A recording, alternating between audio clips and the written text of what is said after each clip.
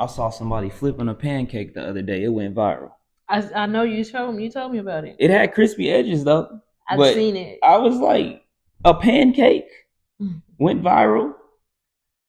If you focus on going viral, you probably won't go viral. You ready? Yeah, We live, baby. I could do what I was gonna do. But before you post, let me make sure I do this. I'm going to. All right, y'all. We here. Love in Transit.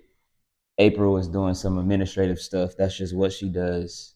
But this one, we just want to pop it off by basically showing what this beautiful woman has created. Baby, oh, I forgot you had this one. Yeah, that was my first one. So this is April's first book, Stocks from Scratch, Build Confidence, Not Fear. So she really taught herself how to invest in stocks. Um, what made you do this? I didn't know how to. I kept saying Wall Street Trapper and all of them. Of course, they was giving the game, but they wasn't giving the game. They wasn't acting like you were a beginner. You know what I'm saying? Like Mm-hmm. they already talk. And I'm like, okay, what that mean? Mm-hmm. What does that mean? What does that chart mean? Or they be telling you like the bear or something that they be saying on The there. bear market, yeah. Yeah, I didn't know what that mean. I'm like, why does the bear has to do with the stocks? You know what I'm saying? So I'm like, what is this bull they keep talking about? yeah. So I had to go figure it out. So I just started that, like the terms and all of that, so Yeah, you can keep up with the conversation. and So that's what actually that know what is. they're talking Yeah. about. Understood, understood. And then you popped it off with the no rush, no pressure, right? Which this book actually changed my life. We can get to why later, but what made you write this masterpiece right here? No rush, no pressure. It was inspired by us, but like we was on our breaking point pretty much. Mm-hmm. It was about to be a done deal. So I was needing an escape. So I started I was reading a lot of books. Let's start there. I was reading a lot of books by a lot of black authors and all of that, like Ashley and Jaquavis, Toni Morrison, any of them, just Kuan, anybody. I was reading a lot of them. And I think you got tired of me listening to them and all of that, and you was just like, you should write your own. So one night I just did. I just started writing to escape my lifestyle. Really, I wrote my lifestyle how I wanted it to be in a book, For pretty sure, much. for sure. And whenever I saw that you put my character in there as being a mover that also did finances on the side, and I know you wrote in the book like my character having his first like big financial deal, I was like, you know what? This woman really wants to see me win, and it made me change my whole mindset. I don't even think we would be doing this now if you didn't write this book. So that takes me to the next book, War at Her Door. Now, what what made you go with the title War at Her Door? Because her ex is still sabotaging everything that she has going on. So her and Tyson do end up hooking up. So it's like now they're battling worldly things together, but it's different for her because there's never really nobody ever in her corner. So she's really having to adapt to having somebody in her corner while dealing with her ex. And this man that she met is like, all right, well, I'm not going nowhere, so we gonna fight it together. So that's pretty much where the title came from, War at Her Door. You'll have to read it to really see what it's about. But that's the baseline. So they basically got together in this book, and then they go to war together in this book. Pretty much. And then I think you have a third one coming out too, right? Yeah. Okay, okay, okay. You want to tell them about that, or The you want? third one, like Jade and Tyson are still in it, but it's pretty much more about the best friends that they have, like their dynamic, because they finally start growing into a relationship. So it's really about Shonda and Neil in book 3 and how they're dealing with his baby mama. So Real life situations. Got you, got you. And then moving on to what we have over here, the four promises we keep, 3-month edition, right? So I know for one, there's questions in here, there's things in here that helped our relationship. But outside of that, like, what was the more of the motivation, right? To what was the motivation that allowed you to push through and get these additions done? Because we have a 1 month course, we have a 3 month, a 6 month, and then we have a 12 month right here. But like, I want you to be able to tell whoever's watching, right? Like the power of delayed gratification, because before you wrote any of these, you didn't know if they were going to sell. You didn't know if you were going to make money from it. You didn't know if we were going to make money from it. So, what mindset did you have to tap into to really be able to get all of this done, honestly, but specifically these right here? I felt like because it's it's a revolving door as far as in relationships. They never work out. They never this. But sometimes we're never taught to how to make things work. You know, Mm, we just see the turmoil and everything. Like this is what we're used to. I'm used to seeing my mama get talked to like this way by a man, this way. But you know what I'm saying? Nobody ever really shows how they get to the love stage, and it's actually a positive love stage. So first off, we had to turn our lives over to God fully. That's bottom line. So this is kind of like how we developed our relationship, the stages we took, how we had to sit down and have those awkward conversations without being so aggressive towards each other, which is hard. I still battle with it myself because I just be wanting to shut down and just go in my corner. But the journal, it helps with that. Like it teaches you how to deal with certain situations, like because you're not the same person.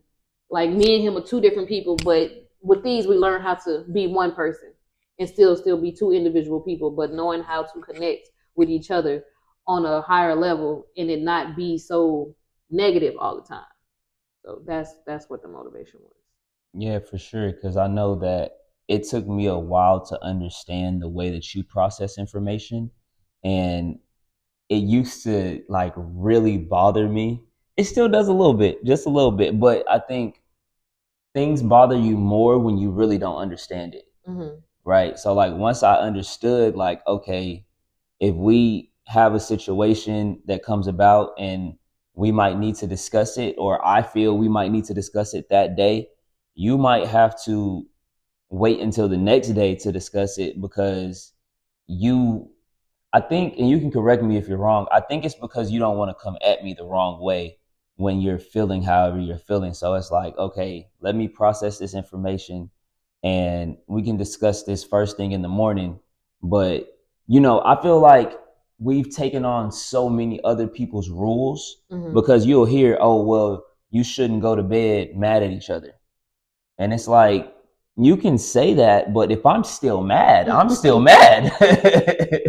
But as long as we can correct it tomorrow, or at least this week, some people, they within the week, you know what I mean? But I think that once it starts carrying on past like 7 days, now it's like, it's you. Like, you got to fix you. Like, you're going to have this problem no matter what relationship you're in at this point. And I think that that's what we both started to realize. It's like, okay, I've done this in every relationship that I've been in. This has been an issue, this has been a problem that I've carried from my last relationship. I carried into this relationship, and if I don't fix it now, it's going to pop up in my next relationship. Yeah, most definitely, most definitely. Yeah, because I think from every relationship that I've been in, I think I have been cheated on. So that was just becoming my norm, and I was tired of that becoming my norm. You know what I'm saying? I was tired of always me being hurt, but everybody else being happy. Me taking on just settling for what I could get versus what I deserve. So yeah, I can see that. Yeah. And then for me, I think that before I even came into this relationship, in my last relationship, I was saying that it would be a phrase of mine. I would be like, I'm dealing with an unsettling spirit. Like I would just be like, something in my spirit won't allow me to settle. And it's like, yeah, that's true. But it's like at the end of the day, like what steps are you taking to not have that unsettling spirit anymore? Like, are you really challenging yourself? Are you really blocking the numbers that you know you need to block? Are you really unfollowing the people on social media that you know you don't need to follow Right. anymore? You know, so there were certain things that started to reveal themselves, especially within the last 2 years of our relationship, that just really showed me like it's a me problem.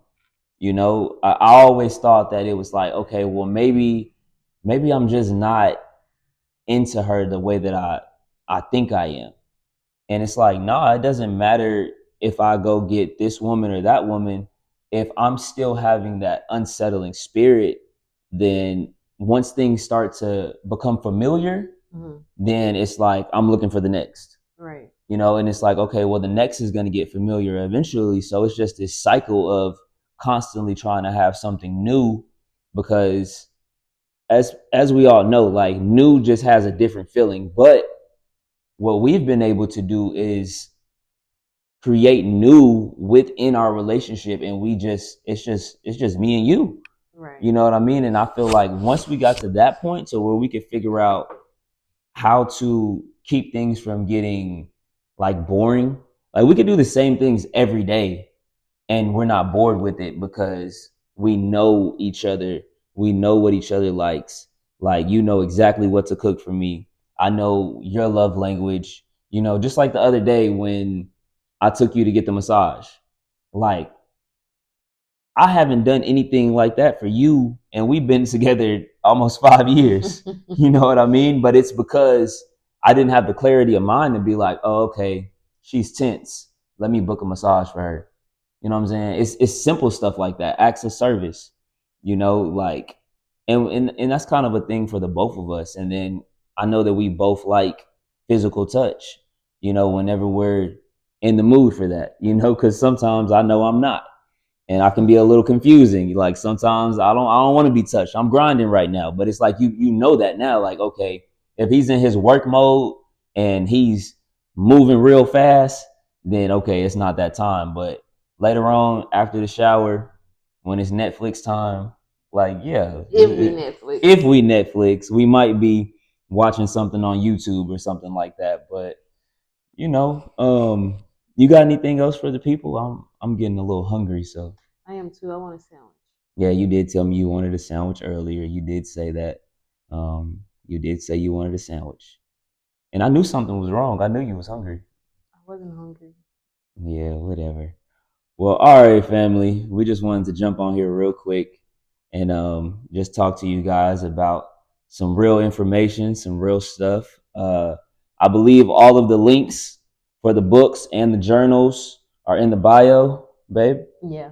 Okay. On Amazon. Yeah. So, you know, we would love for you guys to support what we have going on. You got anything else?